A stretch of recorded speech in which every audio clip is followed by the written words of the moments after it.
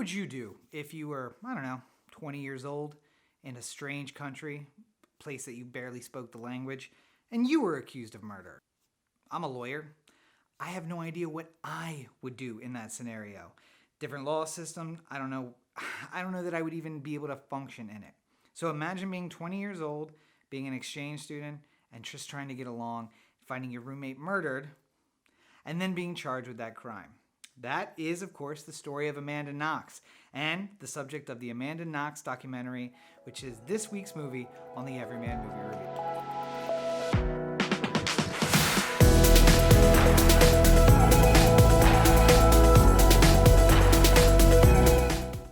So as I've been doing at the top of every episode, I hope you and yours are safe. I hope you're staying inside. I hope you are still healthy. Please continue to do that. We can keep the curve flat by just making sure that we do a very simple thing. I've said it before, I think. My grandfather invaded Normandy on D-Day +3. He was asked of a lot by his country, and now our country is asking us to stay inside. So please do. And I hope that you're finding a little bit of diversion in these episodes, and I hope that you're finding, a little guidance on what you should check out. Like this week's movie, Amanda Knox. Now, this is a more kind of a strict documentary. It's a big budget documentary, if you will. So I do want to roll through a few of the pleasantries right here at the top. Amanda Knox is directed by Rod Blackhurst and Brian McGinn. It was written by Matthew Hamachek and Brian McGinn. And of course it is starring, if you want to look at it that way, Amanda Knox, who is a murder suspect, Rafael Solicito, who is her boyfriend and another suspect in that murder, Meredith Kircher, who is the victim and Amanda's roommate, Giuliano Mignini, who is the lead prosecutor in the small town where she's living, Nick Pisa, who is I think he works for The Guardian, but he's a journalist, and he kind of takes us along on the story. We get to see it as he was reporting it. And most importantly, Rudy Guede, who is convicted of the murder as part of this whole scheme of murder, and likely the only person who really should have been charged with this murder. So, Amanda Knox. I will say I love and hate documentaries on subjects that I think that I am very fluent on. I love them because I'm like, you know what, maybe I'll pick up a few things here or there. And oftentimes, unfortunately, I am surprised at how little I know about the subject. I hate them because they don't always capture my attention, not even just at the beginning, but all the way through. When they're disappointing, then you are just like, I didn't learn anything new about this thing, and I kind of just wasted 90 minutes or 2 hours watching a review of things I already know.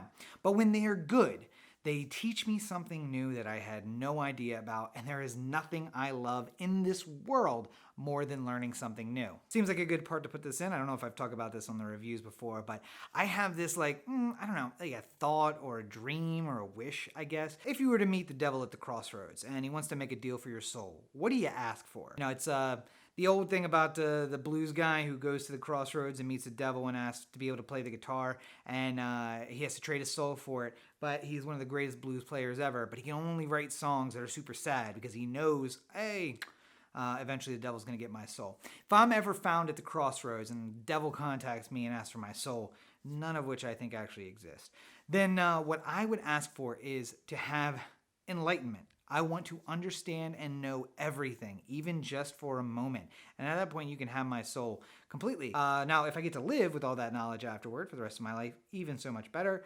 But I would trade my soul and, die happily just having one moment of enlightenment, one moment that I am clear and I understand everything. So every time I get to learn something new, it makes me feel like I'm that much closer to enlightenment, and of course, gives you something to talk about with the people around. And the Amanda Knox documentary, luckily, is on the right side of those documentaries. I thought that I knew exactly what happened with Amanda Knox. There's this American teenager, and she had some kind of weird sex thing, and her roommate got wrapped up in it, and then they murdered her roommate, and she got convicted, and then she got off some technicality, and then ran back to the United States, and because she was here, they couldn't get her back, but they eventually found her guilty on appeal, and now she never served time for that murder. All those details are true, and a lot of that is actually in the documentary, but boy was I wrong about how that story went. And just to give you a summary, listen, you should watch the documentary. I think it's educational for anyone who wants to understand how a civil law system, which is different than how our law system works, but a civil law system railroads a lot of people. That's why we don't use it. Even our criminal law system is one of those systems that's like, oh, it's really crappy. but it's the best version. You know, we kind of ironed out all the problems, and it's still not great, but it's better what they're working with. And that, when I look at the Italian criminal justice system, I got a lot of feelings of that. Like, there's a lot of corruption and nonsense going on here. Just kind of summarizing the initial points, Amanda Knox goes to Italy. She's an exchange student, or she's doing a college course there. She's living with other international students. Meredith Kircher is one of those who's also her roommate. And Amanda goes over to her boyfriend's house. It's one of the first boys she's ever had in a relationship, and they're very close, even though he's an Italian man, and she thought she wouldn't get involved with Italian men, and blah, blah, blah. Anyway, her boss ends up telling her, hey, you have the night off, I don't need you, and she says, okay, thanks, I'll see you later. And then she goes to her boyfriend's house, and when she returns in the morning, she finds her roommate Meredith butchered by someone. Spoiler alert, it's Rudy. Rudy did it.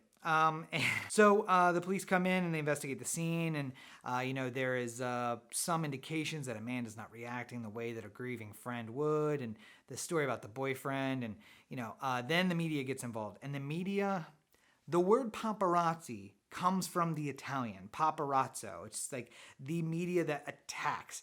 And they do their job very well. They attack her, they dig into her life. Somehow her diary goes public, and she has to talk about all of her previous sex partners, which I cannot imagine being a good thing at all. And, someone spots her at a lingerie shop with her boyfriend like 2 days later, and they're talking about some kinky sex game that they're going to play. And that gets leaked out, of course, that story gets sold. So it's just all of this intrigue, and it's all not related to the murder at all. And so, I feel like I heard all of that stuff, and at the time, I reacted the way a lot of Italians in that neighborhood were acting. Like, she's guilty. Look how guilty she is. I just assumed that was true. The evidence seems to point otherwise. And in fact, the reason that her initial guilty finding, which was ridiculous, by the way, thank God for our system of justice, again, can I say, but the reason she was found guilty is because of an entirely botched police procedure. And the appeals court saw that it was botched, and they said, we're going to throw out the conviction. Got her out of jail, and they sent her back home to the United States. But the state appealed that and took it up to a higher court and to yet a higher court. And, so then by the end, we're standing there wondering, is Amanda going to have to go back to jail?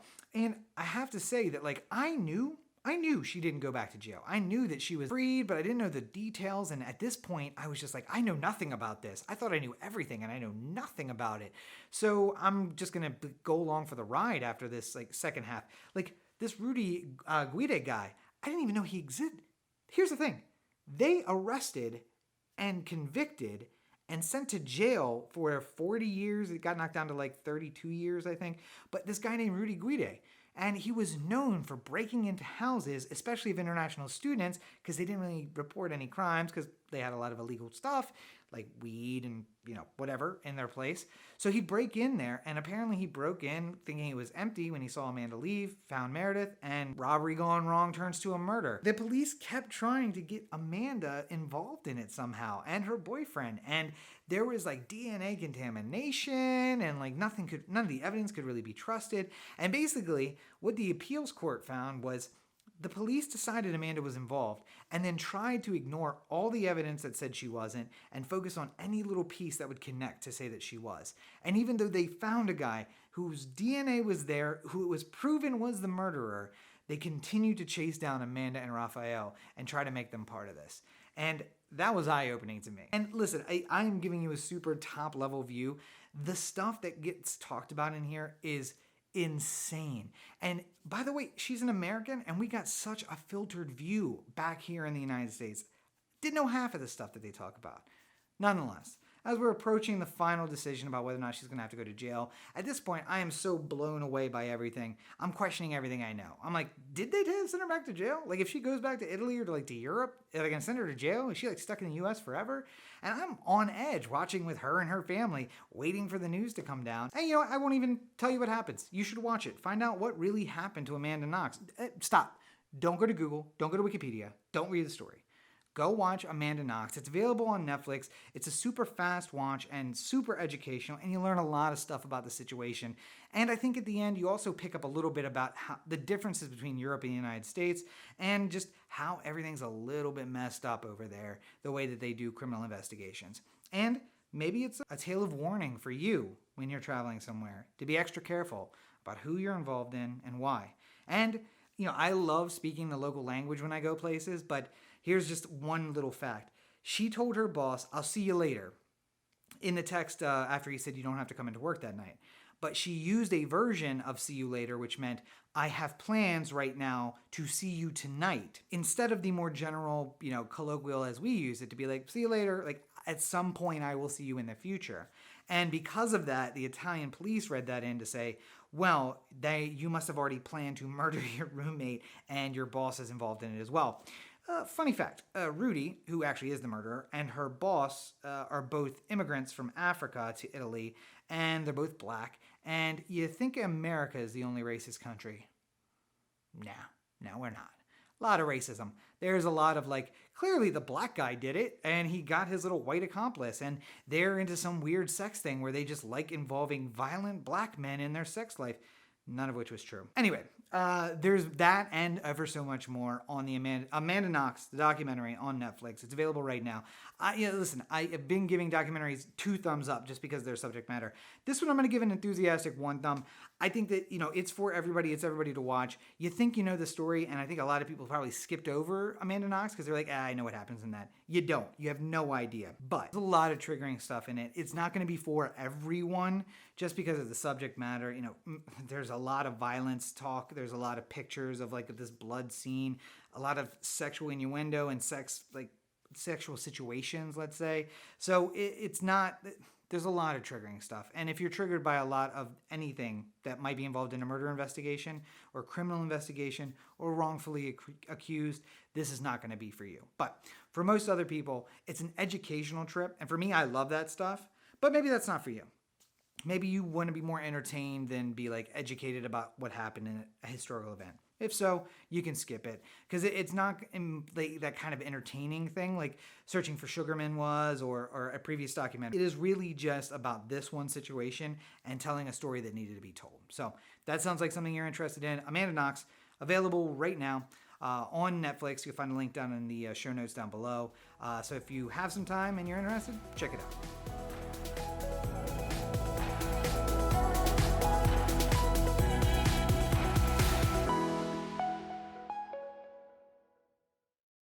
So there you have it, yet another episode of the Everyman Movie Review in the books. Right at the top here, I want to say thank you, as I always do, to my patrons. I could not do this without you guys. Thank you so much for all the moral support, the messages that you send. When you see that you're watching the videos early when I provide them early, you're watching all the crazy content that doesn't make it anywhere else. That's a huge thing for me. I know it makes me feel like I'm not wasting my time. There is a purpose behind everything that I'm doing. So thank you for all your support, including the monetary support. And if you want to be one of the chosen few who gets all of that behind the scenes material, all you have to do is go on over to patreon.com, that's patreon.com/Robert N. Cheek. For as little as $1 a month, you get entry level, you get most of the stuff just at that level. And then, of course, you can donate more and you get access to more and more stuff. I'm wrapping up my self-help book. Okay, I'm starting my self-help book. Everybody will be mentioned in the forward of that. It's all kinds of bonuses. You can find more details right there at patreon.com/Robert N. Cheek. And finally, my home on the web is taking shape. RobertNCheek.com has come back to life. It's only a few pages and it's a work in progress, but you'll be able to start getting information there. You can find links to the videos, links to the books, links to everything that I'm doing, music, for whatever that's worth. All of those things are available right there at RobertNCheek.com. And in a few weeks, you'll be able to sign up for a mailing list where I'll stay in touch with you and let you know about the bigger stuff I have coming along. We're kicking around some really big projects, maybe even the #1 movie in the country. We'll see. But you're going to know first if you go to RobertNCheek.com and sign up. And of course, I'm available on social media for free all the time. You get access to what's going on inside here, as terrifying as that may be. Go look for me at Robert N. Cheek on all your social networks. Maybe that's Facebook or Twitter or Instagram, Tumblr, Snapchat, everywhere at Robert N. Cheek. The only thing I don't have at this point is an OnlyFans, and don't push me because I might go and do it. There's super funny content. There's insights into what's going on behind the scenes of my life. Not as much as you get at the Patreon, but hey, it's for free and it's right there on social media. So check it out at Robert N. Cheek on all your social networks. And if you can't get enough of me because, why would you? Make sure that you're checking out the OD Anthem podcast. Every Tuesday, I sit down with my buddy Corey and we do a new podcast, brand new, every single week for 314 consecutive weeks at this point. We talk about news, we talk about politics, we talk about sports, the stories of the day. Anything is on the table. You never know what we're going to get into. We tell stories from the past. We just hit our 6-year anniversary. So there's a lot of content for you to check out when you're bored, and a new episode every single Tuesday. Go on over to otheanthem.com. You can find the entire catalog of back episodes. You can follow us on social media at otheanthem. That's available everywhere. And make sure you join us on Sundays or Mondays when we do our live recording. You can be part of the show. If you're following on social media or at youtube.com/otheanthem, you'll be able to join in right there. Thank you guys so much for checking out the video. If you're watching on YouTube, please do like and subscribe to the channel. If you subscribe to the channel, you get new updates, not just of these videos, but of all the stuff that I'm working on. I got a lot going on right now, and you're not going to want to miss a second of it. But of course, Everyman Movie Review is also available in podcast form. You can find that at anchor.fm/Everyman Movie Reviews. You'll be able to check out the new episodes right there at the same time as they're available on YouTube, with a few bonuses and extras only for the podcast listeners. I'll be back again in just a few days with yet another episode, so keep a lookout for that. But until then, please stay safe and stay inside. Take care of yourself and each other. Have a great weekend.